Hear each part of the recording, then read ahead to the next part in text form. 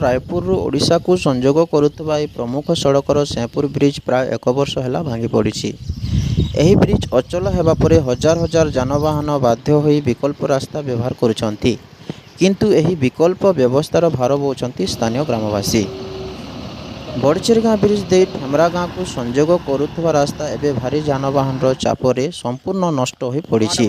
संकीर्ण रास्तार दुईटी बड़ गाड़ी परस्पर को अतिक्रम करने कष्टकर। वर्षारे कादुओ खरा दिने धूली उभय परिस्थिति लोकों दैनंदिन जीवन को कष्टकर कर देइछि। विशेषकर से तुर्केल ब्रिज खरा होगा जो आम ठेमरा गाँ ब्रिज रे प्रत्येक गाड़ी जी भवानीपाटना ठू खोरियार रायपुर जिते भी अच्छी सबू गाड़ी मोटर आम ठेमरा ब्रिज रे जाऊँचे। और ठेमरा रास्ता जेनटा अच्छे पूरा अति संकीर्ण से रास्ता जो गाड़ी मोटर बेसी चलवा जो विशेषकर आम स्कूल पिला तार संगे संगे जिते भी जा आसवा समस्त पब्लिक हैरान हो। अच्छा आपण मैंने रास्ता गला बेले भयभीत आप लगुच कि भयभीत कथा नहीं कहना आज्ञा बहुत असुविधा माने गोटे गाड़ी सियाड़ू आसला टाइम रे इाड़ू जड़े लोग भी पास नहीं करें दुईटा गाड़ी कथा तो छाड़न गोटे गाड़ी आसला पर गोटे मनीष भी आउ पार नहीं है वेटिंग करना एका जा आसबार चली किसी अभियोग कर कलेक्टर का हेन्ता किसी तो नहीं कहबार किंतु समस्ते जानी कथा जेहेतु तुर्केर ब्रिज भांगवाटा आजिका आमर सदर विधायक एमएलए सागर चरण दास आजिका 40 ରୁ 42 दिन है तुर्केर ब्रिज निर्माण करा लगी कि नूतन मरामती करवा लगी बहुत आंदोलन करिछन आ गणधारणा रे बसिछन आज तर आजीवन काल गणधारणा रे बसिछन से माने जेते दिन तक तुर्केल ब्रिज निर्माण नहीं हेबा एते दिन पर्यंत के से गणधारणा रे थिबे बोली करी कथा दैछ आ आज तक भी से एमएलए रो कथा के कोनोसी सरकार नहीं सुनबार। मेन रोड रे स्कूल अच्छे अंगनवाड़ी क्वार्टर भी अच्छे आम गाँव 1 किलोमीटर दूर गोटे हाई स्कूल भी अच्छे से रास्ता भितर गोटे ब्रिज जाइए से न एंता गाड़ी मोटर चलुचे जे विशेषकर असुविधार सम्मुखीन होचन बोले स्कूल पिला काली परदिन कथा कहबे बोले तो गोटे एम्बुलेंस भी आसिक 2 घंटा वेटिंग रोचे। तो सरकार के धन्यवाद देवा कथा जे प्रकार असुविधा रोचु। प्राय 1 वर्ष बीती जाइथिले मध्य सेपुर ब्रिजर पुनर्निर्माण नहीं स्थानीय लोक स्पष्ट प्रगति देखि पारि नाहंती। एहार परिणाम रे विकल्प रास्तार उपरे चाप बढ़ी रास्ता भांगी जाइछि एवं यातायात अधिक विपज्जनक हो जाइछि।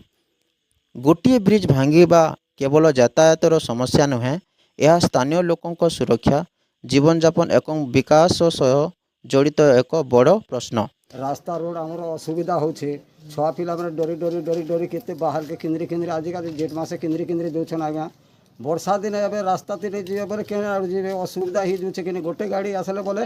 रास्ताटा पूरा भर हो जाऊे बोले छुआ पिला तो अटकी जाऊन ना आज्ञा से लगी 4-5 दिन है ना आम छुआ पिला पाठ पढ़ी भी नहीं जावा रास्ता भी नहीं मिलूचे डर भी लगी जाऊे आज्ञा बोले अच्छे तो केन भविष्य अच्छा आम गोटे वृद्ध लोक गोटे आम गाड़ी देखिक भी के साइड ना भी सारी ही दमु छुआ पिला मैंने काँडा जानबे गाड़ी आसुले भी तो पेली ही जीवे बोले तो रास्ता सर्टकट से टाइट ही आसुचे आज्ञा मेन रास्ता तो ये साखरी ही गला आज के 10 दिन ही गला ना आम छुआ पिला पाठ पढ़ी नहीं जीवा बड़चेरगा हाई स्कूल के। अच्छा इे सब गाड़ी मोटर मन आसबार कारण काटा एत सब गाड़ी पूरा आगे तो नहीं आसुथे इे बोले इे से श्यापुर काँडा ब्रिज की काँडा भांगी गला के आज्ञा तो इे सब कटक भुवनेश्वर सब रायपुर सब इटा काँडा लगी बेलपरा के साइड ही कर तो ठेमरा रास्ता पूरा भर ही जाऊे 1 मिनट भी बंद नहीं आज्ञा एबे भी आपन जीवे बोले एबे काँडा ले 10 मिनट जोगबे बोले ई काँडा ले 1 किलोमीटर जाई पारबे। अपन ट्रक रे कुआडे जाउछंती एटा मु जाउछी मिल को जाउछी हां राइस मिल वर्तमान 20 दिन पई राइस मिल लगेछु आमे हले हमर रास्ता एनएच जो सेपुर देखि जीवाटा आमे बुली जाउछु बेसी कष्ट होछु कष्ट बोले एते कष्ट जे आमे हेवी ड्राइवर हे आमे गाड़ी चली पारु नै एक्सीडेंट ऊपर एक्सीडेंट होछि जो जगह देखले खाली एक्सीडेंट गाड़ी चला बेले भयभीत लागुछ आपन के बेसी बहुत लागुछ एबे ठेमरा से पाके गाँ गुटे रास्ता पूरा पूरा छोटो रास्ता से रास्ता रे तो गुटे गाड़ी आले जीवा याडू जीवा रास्ता नहीं। अच्छा कितने दिन हला ब्रिजटा भांगी हम जानबा तो वर्षे पाखा पाखी हे गला ना आज्ञा सरकार किछि निष्पत्ति नहीं सरकार किछि कथा सुनु नहीं ବେଶୀ ଅସୁବିଧା ହେଉଛି ଆଜ୍ଞା। ଖାଲି ଆପଣ କହୁଛନ୍ ନା ପ୍ରତ୍ୟେକ ଲୋକ? ପ୍ରତ୍ୟେକ ଲୋକ କାହିଁକି ମୋତେ ଯୋଡ଼ିନି ଆଜ୍ଞା, ମୋର ସାଙ୍ଗେ 50 ଲୋକ ସମକୁ ପ୍ରୋବ୍ଲେମ୍ ହେବ। ଏବେ ଆପଣ କିସ୍ ପାଇଁ ଆପଣ ଗାଡ଼ି ଅଟକେଇଛନ୍ତି ଏଠି? ଏ କୋଉଠି ଦେବେ ଦେଖ, ସେ ରାସ୍ତା ଗୋଟେ ଖରାପ ହେଲା ଆଜ୍ଞା ସେ ଗୁରୁର, ଆଜ୍ଞା ସେ ଗୁରୁ ମୋର କୁଆଡ଼େ ଗାଡ଼ି ଯିବ? ଆଚ୍ଛା। ଆଉ ସରକାର ଏ ରାସ୍ତାରେ କଲେକ୍ଟର ଯାଉଛନ୍, ବିଡ଼ିଓ ଯାଉଛନ୍, MLA ଯାଉଛନ୍, MP ଯାଉଛନ୍, ସମସ୍ତେ ଦେଖିକରି ବି ଆଜି ରାସ୍ତାର ଗୋଚର କିଛି ନାଇଁ କରବା।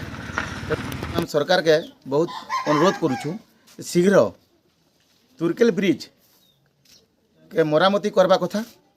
ନାଇଁ ତ ସେଟାକେ ନୂତନ ନିର୍ମାଣ କରବା କଥା। ଆଉ ଯଦି ତ ସେଟା ନାଇଁ ହେଇପାରୁଛେ ହେଲେ ଏ ବଡ଼ଚେରଗାଁ ବ୍ରିଜ୍କେ ବି ଆମର ଠେମରା ମଝି ରାସ୍ତାରେ ନେଇ କରି ଅଲଗା କେନାଡ଼େ ରାସ୍ତାର ବ୍ୟବସ୍ଥା କଲେ ବହୁତ ଭଲ ହେତା ବୋଲି ଠେମରା ଗ୍ରାମବାସୀ ସମସ୍ତେ ଆମେ ସରକାର ପାଖେ ଅନୁରୋଧ କରୁଛୁ।